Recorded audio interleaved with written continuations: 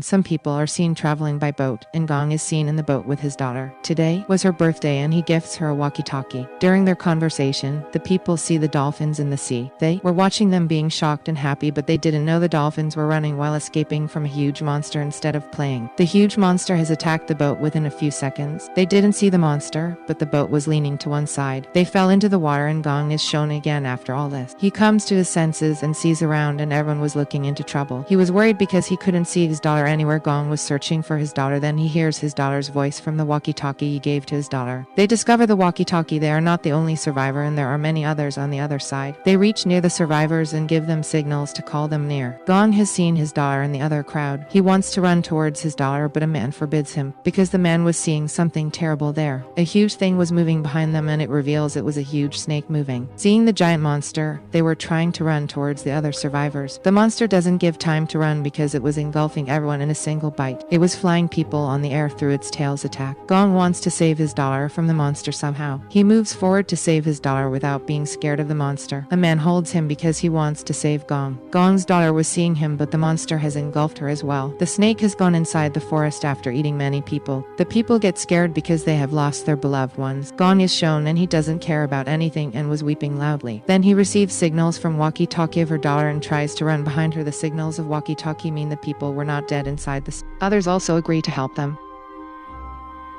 Later, a group of several people went inside the forest to rescue them. People standing outside the forest were calling him an idiot. They feel that going inside is tantamount to suicide. They were not saved even here because a strange monster has attacked here. It wasn't visible, but its weird red tentacle was engulfing everyone. Everyone was running from their being scared. A huge snake is shown on the other side. It reaches its nest and throws everyone out there in the nest. It has moved from there after throwing them to collect more food. The people are shown have remained alive after all this. Among those survivors was Gong's daughter, and the captain was looking for an exit.